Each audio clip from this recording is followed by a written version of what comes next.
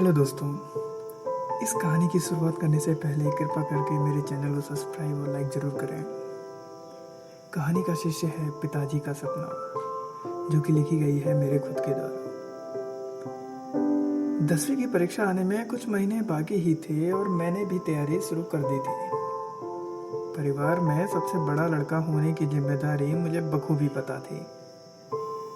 पिताजी सरकारी बाबू थे, तो हमारे परिवार को एक शहर से दूसरे शहर ट्रांसफ़र करना पड़ता था। अक्सर पिताजी शाम को घर लौटते वक्त हम तीनों भाई बहनों को गांव के किस्से और उनकी मेहनत की मिसाल दिया करते थे। तुम आजकल के बच्चे क्या जानो कि हम खेतों में कितना काम किया करते थे। तुम लोगों से तो एक कमरे से दूसरे कमरे तक नहीं जाया जाता, निकम्मे कहीं के, पिताजी ने हंसते हुए कहा। इसमें कोई दो राय नहीं था कि अपने समय में पिताजी ने मेहनत नहीं की होगी।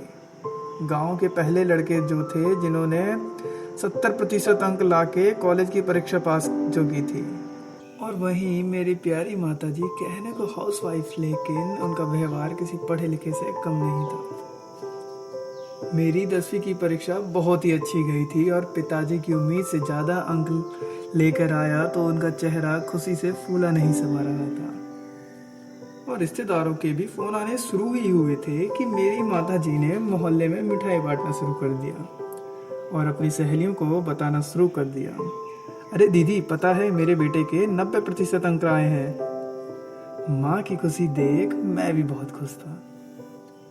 अब समय आ चुका था कि मुझे अपने मनपसंद विषय का चयन करना था और पिताजी की सलाह ली और मैंने भी विज्ञान में रुचि होने के कारण विज्ञान विषय को चुन लिया।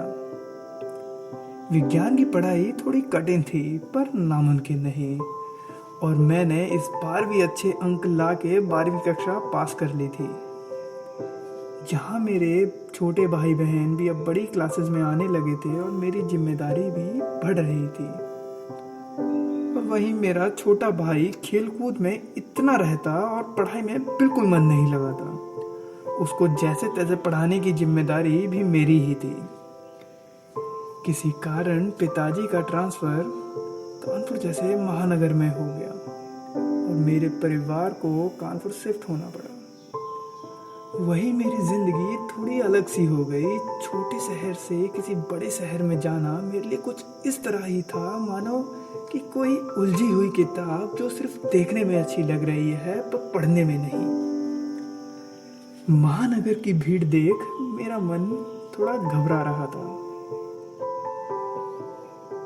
एक दिन थक हार के शाम को पिताजी घर लौटे और हाथ पैर धो के टीवी देखने लगे। वहीं मेरी माँ जी किचन में खाना बना रही थी। माँ जी ने पिताजी को आवाज़ लगाई, जी सुनते हो? मैं तो कह रही हूँ कि सुशील और आप एक साथ खाना खा लो। प्रकाश और शीतल ने तो खाना पहले ही खा चुके हैं। मेरा उलझनों में पड़ा हुआ चेहरा देखते ही पिताजी पूछे, क्या हुआ सुशील, इतना परेशान क्यों है? मैंने भी समय बर्बाद ना करते हुए अपने आगे की पढ़ाई की बात शुरू कर दी। अरे जरूर तू आगे पढ़ेगा, तू इतना होशियार जो है। पिताजी ने बहुत गर्व के साथ बोली ये बात। मैंने भी एक दबी हुई हंसी देते हुए जी पापा जी बोल के शांत हो गया। उस वक्त उनकी आंखों में सजे हुए सपने मुझे साफ दिखाई दे रहे थे। उन्हें पूरा भरोसा था कि मेरा बड़ा बेटा एक दिन बहुत बड़ा अधिकारी बनेगा।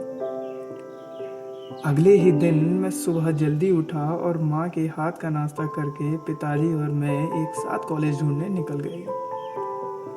5 से 6 कॉलेज देखे ही थे कि मेरा मन थोड़ा उदास होता जा रहा था। अपने आप को कमजोर महसूस करने लगा।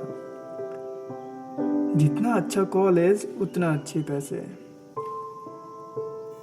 पिताजी ने मेरे चेहरे की उदासी समझ गए और बोले, चल आजा, तुझे कानपुर की शिकंजी पिलाता हूँ। घर की ओर लौट रहे थे पर उन्होंने मुझसे कॉलेज के बारे में कोई जिक्र नहीं किया। सच कहूँ तो मैंने भी मन बना ही लिया था कि ऐसे ही किसी छोटे से कॉलेज से पढ़ाई पूरी कर लूँगा। घर पहुंचते ही पिताजी ने माँ को आवाज़ लगाई और पानी पीते हुए कानपुर के सबसे अच्छे कॉलेज का फॉर्म मेरे सामने फेंका। यही कॉलेज था ना जो शायद तुझे पसंद था? मेरी नम आंखें देख पिताजी ने मुझे गले लगा लिया और बोले, सुन, तू बस पढ़ाई पर ध्यान दे, बाकी मेरी जिम्मेदारी है। पिताजी के मुंह से ये लफ्ज़ सुन के मेरे अंदर भी कुछ कर दिखाने की इच्छा जाग उठी थी।